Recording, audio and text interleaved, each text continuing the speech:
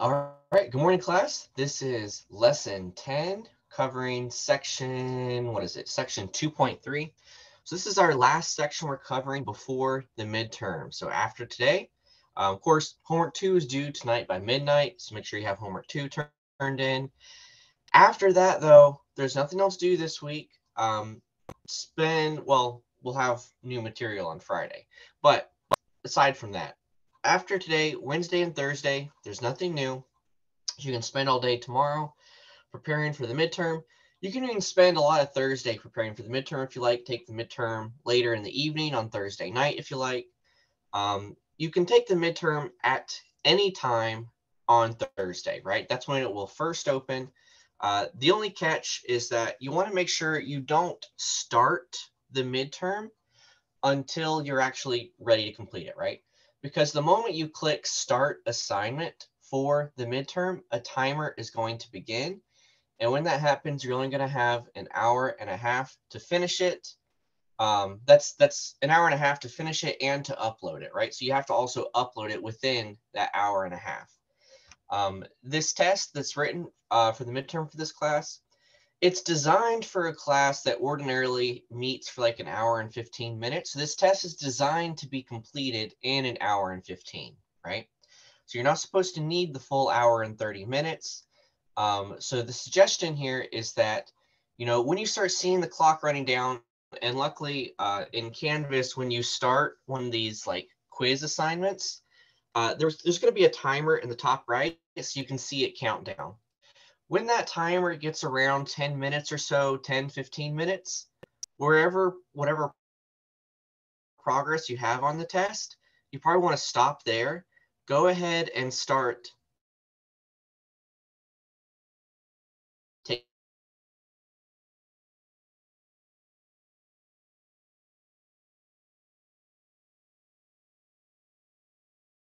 your pictures, scanning your document, electronic format, so that you can upload your test before the time runs out.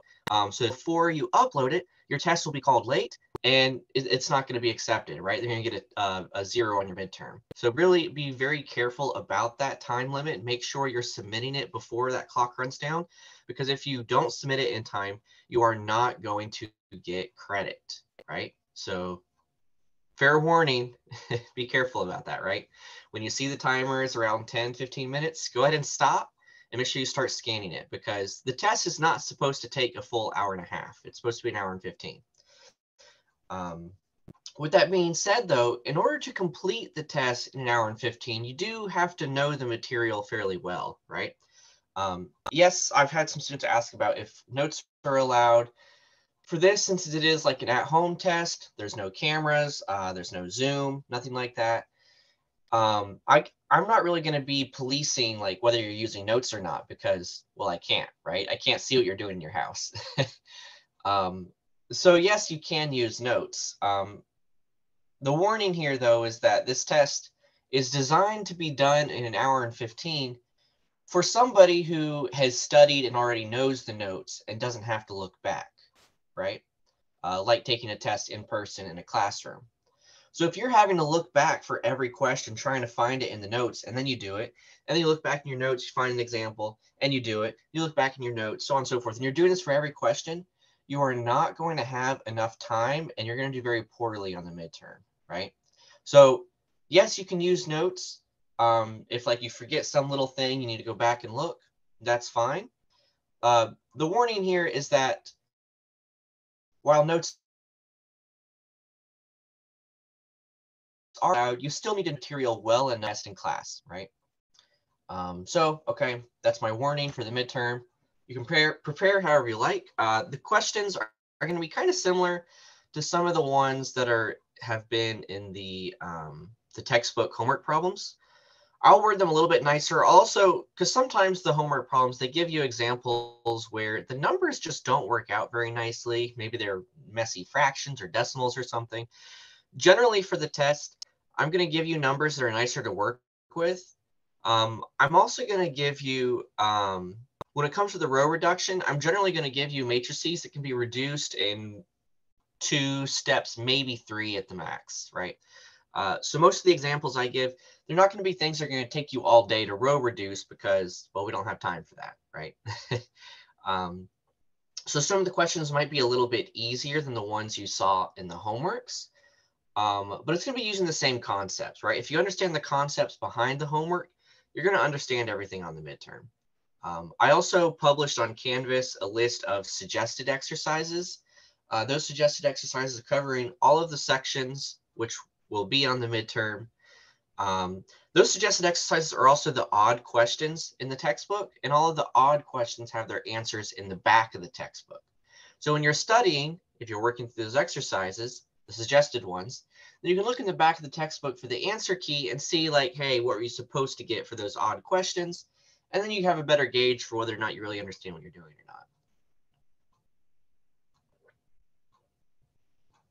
not.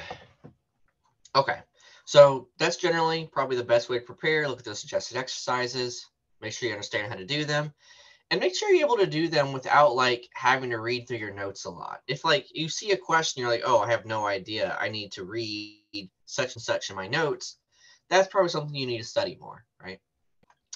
Okay, I'll get off the soapbox for now. Let's go ahead and start on today's lecture material. We are looking at, again, this is lesson 10, section 2.3.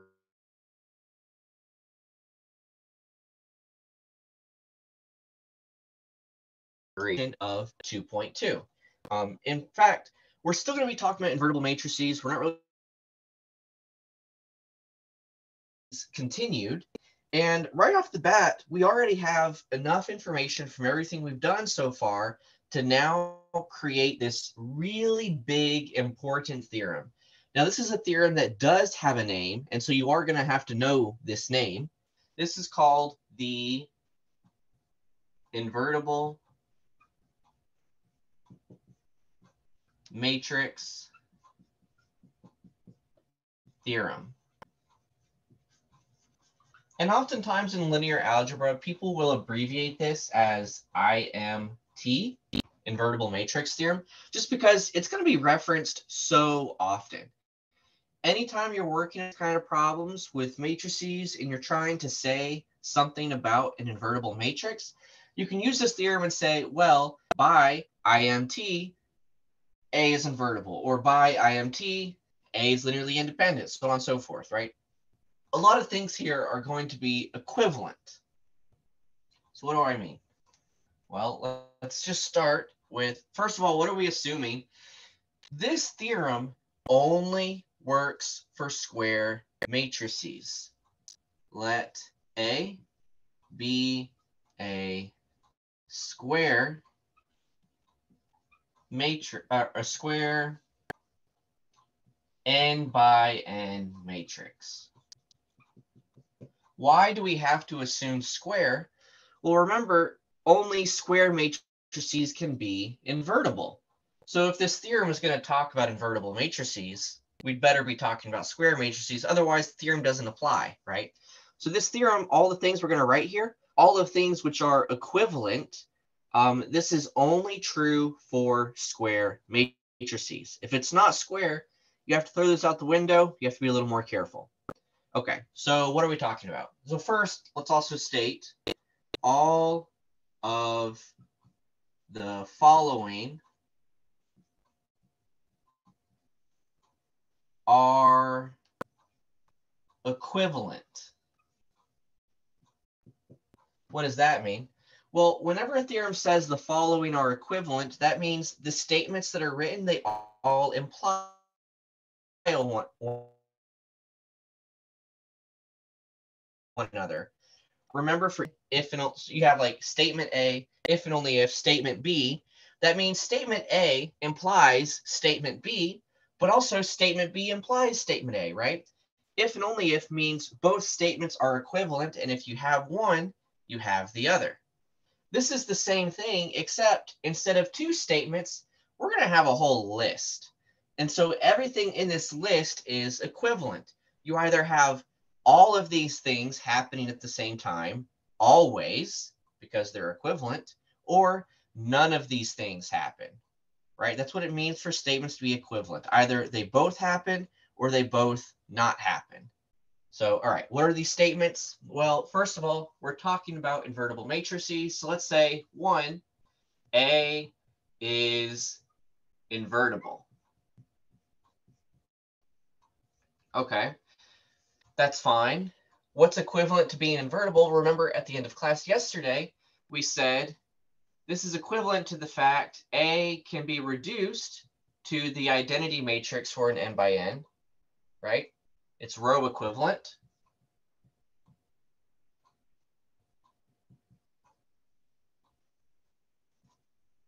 But we know if you're equivalent to the identity matrix, when you row reduce, well, that means you have n pivots.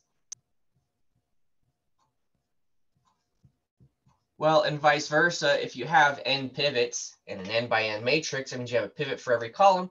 That means you're equivalent to the identity matrix, therefore you're invertible, right? So this implication goes in the reverse direction. If you have n pivots, you're automatically invertible for if it's an n by n. But if you have n pivots in an n by n, that means you have a pivot in every column.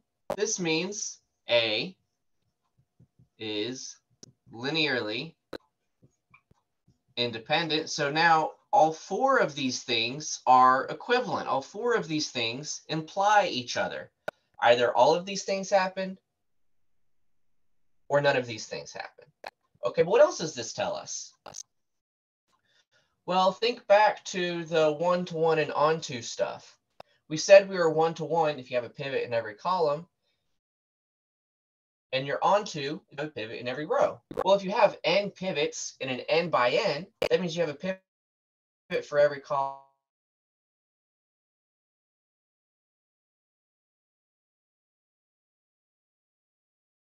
properties. But like we said in class when we talked about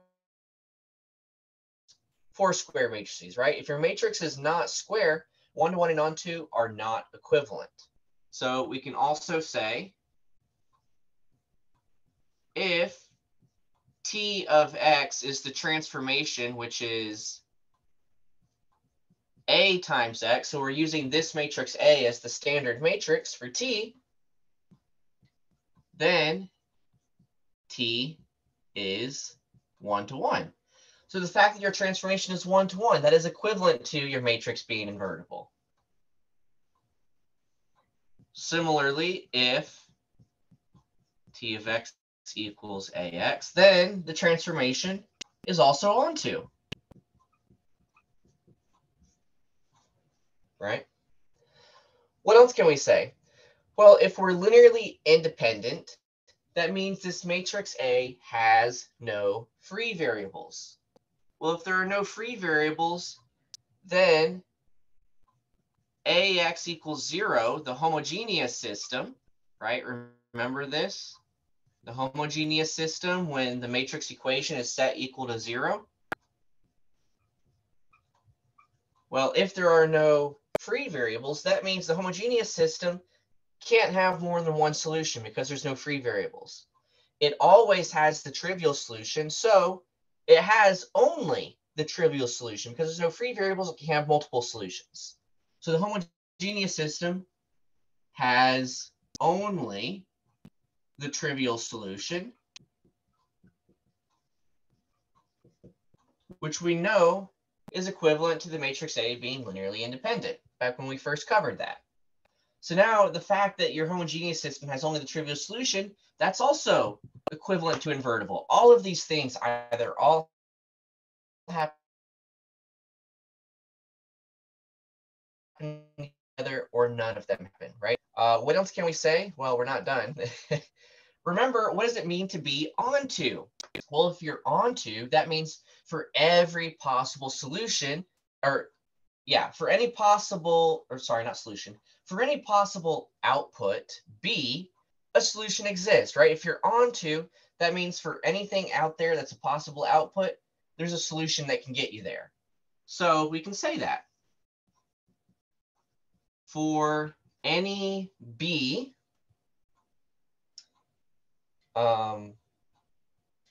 right, for any B in Rn. So note it's an n by n matrix. This is a transformation that's going from Rn into itself, Rn.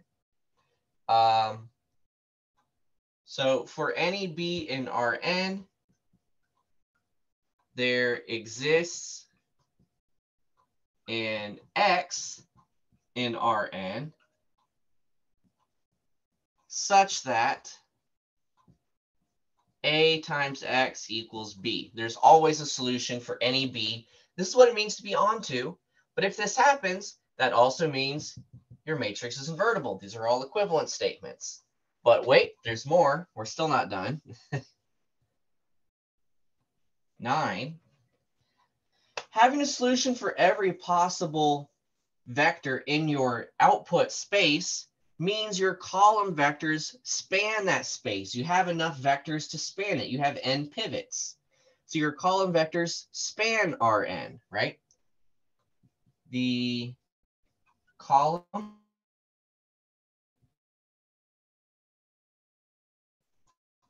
of A span Rn. Why? Because it has n pivots. Because it has n pivots, and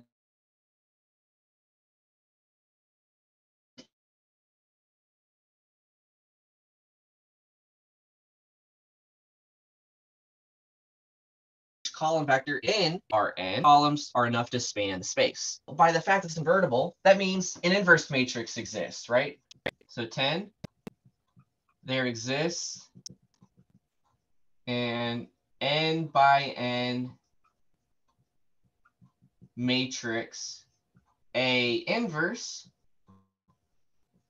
such that A times A inverse equals the identity. And if I flip the order, it's still the identity, right? But again, this is just what an inverse matrix is. This is what it means to be invertible. Well, also, if you're invertible, then your transpose is invertible. That was another fact we talked about. And then lastly, number 12, what's the requirement in order to find an inverse? Well, remember for the 2 by 2 case, we needed the determinant to be not 0. So lastly, the determinant of a matrix is not 0, right? And again, all of these things are equivalent. So if your determinant is not 0, that means everything else automatically happens. You automatically have n pivots. You're automatically linearly independent. Your transformation is 1-to-1. It's onto. Your homogeneous system has only the trivial solution. You have a solution for every b in your output space. All of these things are equivalent. If just one of these 12 things happen, that implies all 12 happen, right? All 12 of these statements, because they are equivalent, they either all happen at the same time or none of them happens. Which means if you're trying to check if a matrix is invertible or not, well,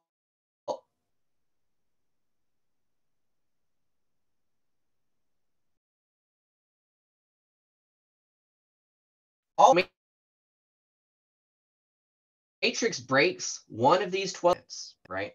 So this invertible matrix theorem, this is really like a culmination point where we're tying together all we've learned so far in this class, from the beginning in chapter 1 all the way up to here in chapter 2 now.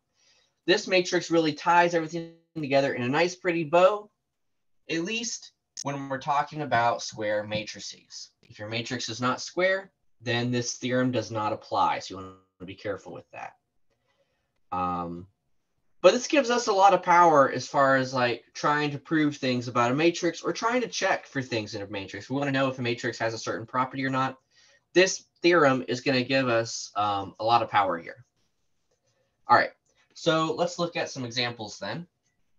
I'm going to erase this, but you want to make sure you have this written down. You want to make sure you know this. This theorem is going to be super important, and you can use it to get answers for lots of different kinds of questions. Any question that's involving these 12 things, if it's square, this theorem is a good thing to try to use. Okay.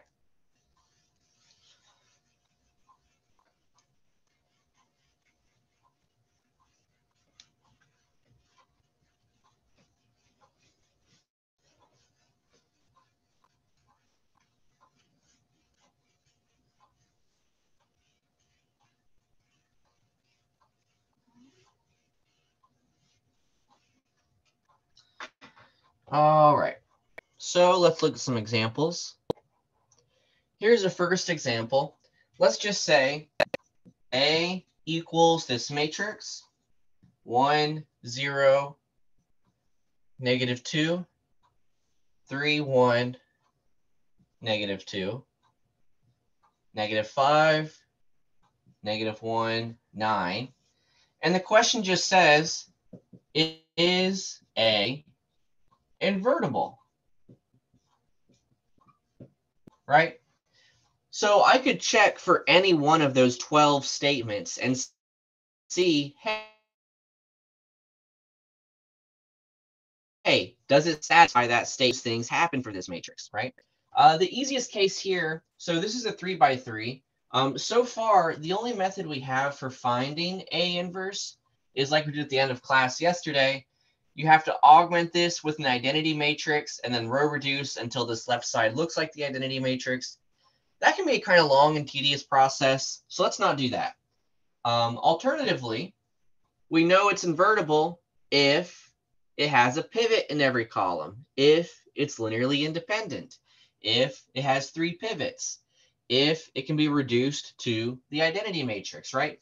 All of these things are equivalent, so the easiest thing here is probably to just check for pivots. That's not too hard to do. We can do that.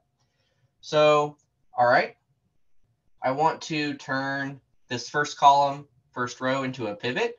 So I need to get zeros below it. I'm going to modify row 2 by taking row 2 and subtracting 3 times row 1. I'm going to modify row 3 by taking row 3 and I'm going to add 5 times row 1. And so what do we get? The first row doesn't change. Second row, we're going to get 0, 1. -2 times -3 is a positive 3, or sorry, positive 6. -2 times -3 is a positive 6. When we add, we get 4. And then 1 times 5 is 0. -1 doesn't change. -2 times 5 is -10. Right? -2 times 5 is -10. So when we add -1. All right. I'd like to turn the second column into having a pivot. So I'm going to get zeros below it. So I'm going to reduce. And we're going to take row 3 and add row 2 to it. First row doesn't change. Second row doesn't change. Third row is going to become 0, 0, 3. Right? And from here, we can pretty much see we're already done. If you matrix until you get all the way to the row reduced echelon form, it's going to look like the identity matrix. Turn this 3 into a 1 and then get zeros above it. This is going to eventually turn into the identity matrix if you continue. But we can also go ahead and stop here. Why? This is in echelon form. Echelon form is enough to find pivots, which is really all I need. And I have 3 pivots. A has 3 pivots, and A is a 3 by 3, which means, therefore, or you could say thus, by the invertible matrix theorem, A is invertible. Now, this question doesn't ask us to find A inverse. It just wants to know if it's invertible or not. It just wants to know if an A inverse exists. So for a question like this, you can stop, and here's your answer. The question's not asking for more. It's not asking you to find the inverse. It just wants to know if it's invertible. So the moment you can check that one of those 12 statements is satisfied, you can stop there, and the problem is done. But how did we solve this? Well, all we did was use row reduction that we learned back on class 1, right? It's just reusing the same old row reduction we've already known. And in fact, this partly shows what's so special about row reduction and echelon form, reduced echelon form. These formats of a matrix are going to be super helpful for the entire class, for the entire summer of this class.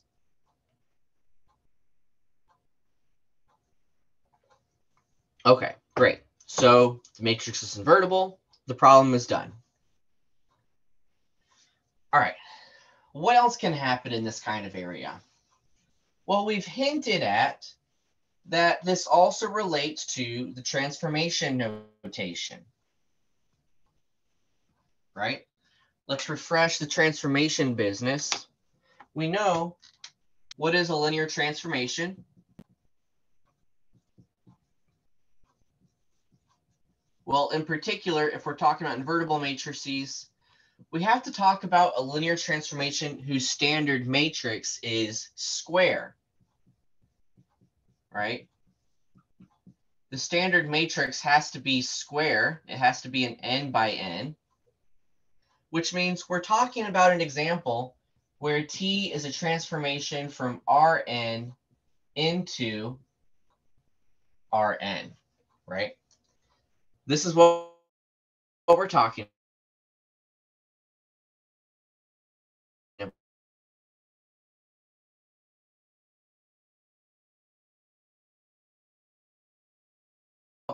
And what does this mean?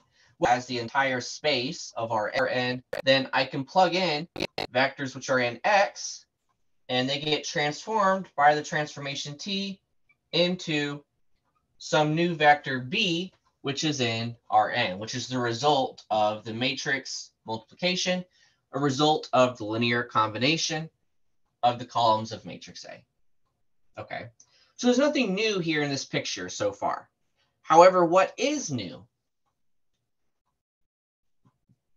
If A is invertible, well, what does that tell us? First of all, A inverse exists. This also tells us T is 1-to-1 and onto. How do we know this? Again, by the invertible matrix theorem, right? Not only that, the fact that A is invertible is equivalent to T is 1-to-1 and onto. Well, what does A inverse mean in this context? Well, A is the matrix which transforms X into a B vector. But if I multiply both sides by A inverse, I'm going to multiply on the left side because that's the only way to cancel out the A since the A is on the left. We get, what does A inverse do? Well, A inverse multiplies times vectors in the output space and turns them back into the X. In other words, what is T inverse?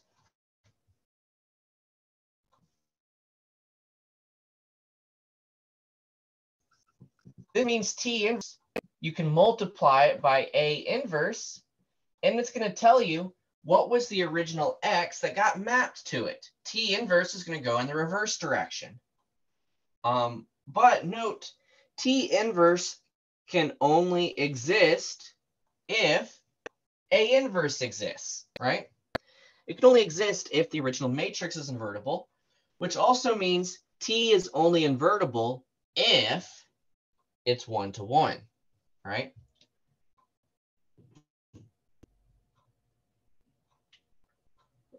Why is being 1-to-1 so important here? Well, recall, what does it mean for a function or a transformation to be 1-to-1? The definition said for any possible output, so for any possible B, there is at most only one X that gets mapped to it, right?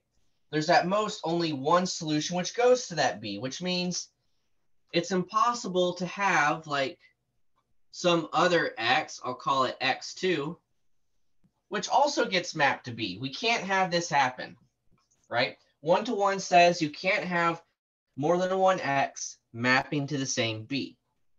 All right. This is 1-to-1 says this is bad, says bad. Okay. What does this have to do with being invertible? Well, imagine if your transformation was not 1-to-1 and you had two different X's that did go to the same B. Well, if you wanted to find T inverse, and go in the reverse direction. So I tell you, okay, here's B. What was the original X that got mapped to it? Well, if there were two different X's that got mapped to it, how are you supposed to know which one to go back to? You don't. If I only tell you B and I say, hey, what's T inverse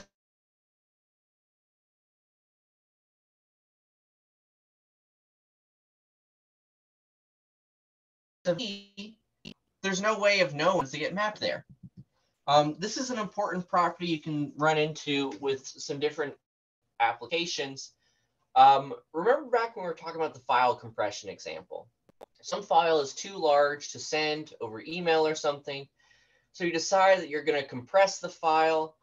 You want to zip it up so that it's smaller. You send them the smaller file, and then the person you send it to, they can decompress the file, and it comes back to its original form, right? Well, that compression of a file, that transformation has to be invertible. It has to be one-to-one. Why? Well, imagine you have two different really large files, right? These are different files, X and X2. But then imagine if you had some kind of bad file compression where they both get compressed down to the same smaller version. They both get pressed down to the same smaller version. Well, then your friend, they get this compressed down smaller version of the file. If they try to unzip it to build it back up to the original form of the file, well, when you try to decompress it, to unzip it, you don't know which one was the original, right? The transformation doesn't know which one is the original, because in that case, if there's two different files that can be compressed to the same compressed version, you can't undo that, right? You don't know which one was the original then. You've lost that information because that's not sent with the compressed file. All you get is the output, the compressed version. But if you're trying to unzip it, you wouldn't know which one was the original. Your computer's not going to know which one was the original. So if you're ever designing some kind of file compression algorithm, you need to make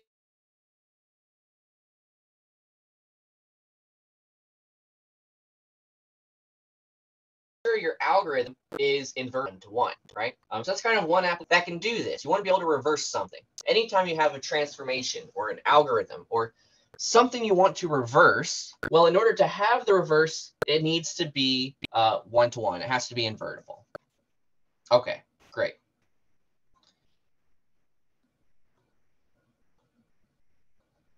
So in practice, what does this actually mean here?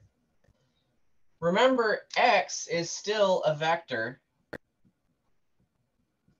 in Rn, and B is also in Rn.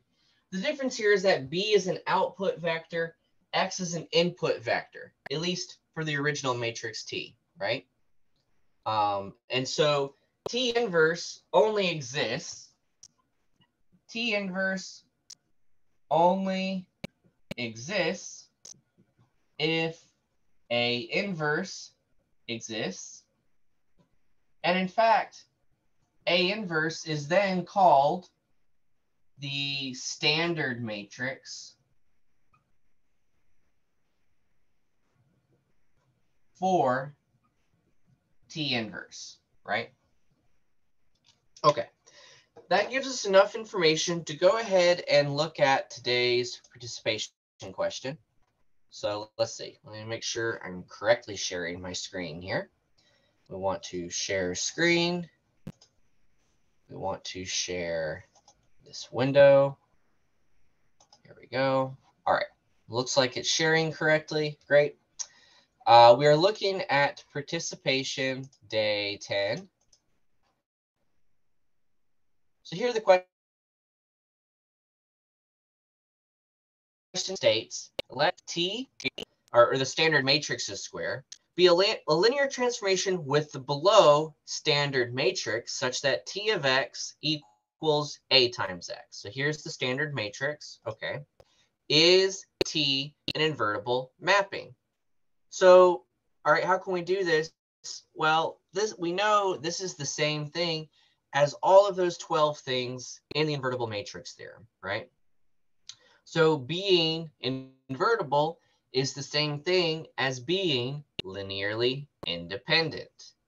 Well, lucky for us, this matrix only has 2 columns. And you might recall from when we covered linear independence, 2 column vectors are linearly independent if they are not multiples of each other. So long as they're not multiples, then when you row reduce, you're going to have a pivot in both columns. Well, we can look at this and see right away that, yeah, column 1, well, if you try to multiply it by 2, you're going to get 2, 6. Well, the second column is not 2, 6. So these 2 columns are not multiples.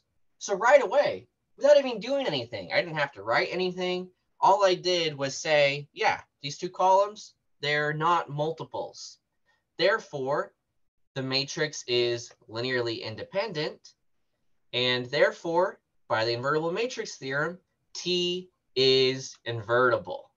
Okay, great. So what's left? All that's left then is to find the standard matrix. All right, so that's where we come back to the board. So I'll stop the share. We know T is invertible because the columns are not multiple. All that's left now is to find the inverse matrix, to find the standard matrix of T inverse.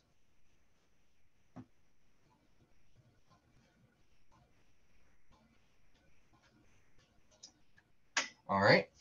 So with that being said, how are we going to do it?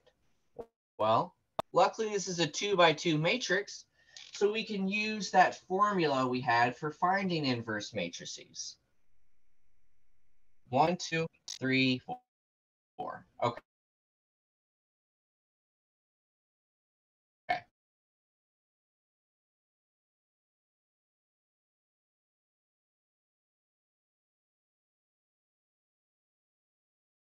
First of all, we need to determine it because the determinant, multiply the first diagonal, 2 times 3, we're going to have 4 minus 6. So we have the determinant is -2, right? If I've done that correctly.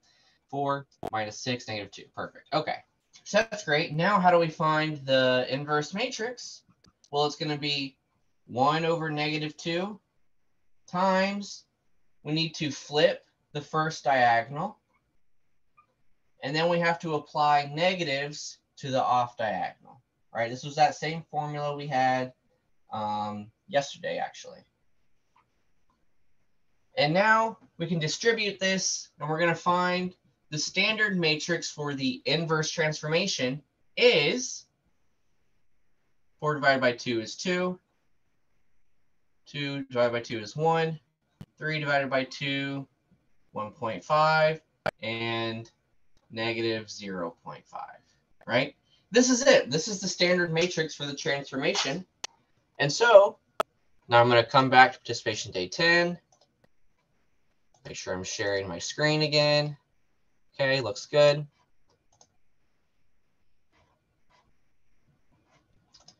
So first of all, is T invertible? Yes. T is invertible. What is the standard matrix? With standard matrix. And again, just like yesterday's participation question, or maybe it's 2 days ago, I realized we don't really have a way to type in matrices nicely into Canvas. So you can just use these brackets as if we're typing in each row of the matrix. Our first row was -0.5, right? This is look kind of messy the way I've written it. Yeah, but it gets the point across, right? This is a 2 by 2 matrix. Here's row 1. Here's row 2, right? And I can just submit that. Okay, here we go. And so there is our answer for today, participation day 10. All right, great. So with that being said, that kind of covers all of our new material for section 2.3. Tomorrow is all going to be purely review. There is no lecture material tomorrow, right? In fact, instead, I am going to offer a review session tomorrow night at 6 p.m. If you look in Canvas, I've already posted a Zoom link for the review session. It's the link under the office hours. There's a review session category I've added. So we're going to have that review session tomorrow night at 6 p.m. That attendance is not required, right? This is an online asynchronous class. We don't have any in-person meetings. So I'm offering this review session for anyone who wants to ask me more questions before taking the midterm on Thursday. If you don't have any questions, if you feel like you understand, or maybe you're somebody who studies better on your own, that's fine, right? You don't have to come to the review session tomorrow night. That's purely there for anybody who wants to come to it, who wants to ask me questions, right? So feel free to make use of that. If I have students show up, then it'll be recorded, and then that way people can watch the review session later if you want. If no students come to the review session, that's fine. My feelings won't be hurt. In that case, there won't be any recording to upload because no questions would be discussed if no students show up. So do with that information as you will. The attendance is not required, but if you want the extra help, it'll be available and we can talk about any of the homework problems, or we can talk about any of those additional suggested exercises. Okay, that's it for today. If you have other questions, please feel free to email me, let me know. It's also note today is Tuesday, so I do have an office hour, which is tonight.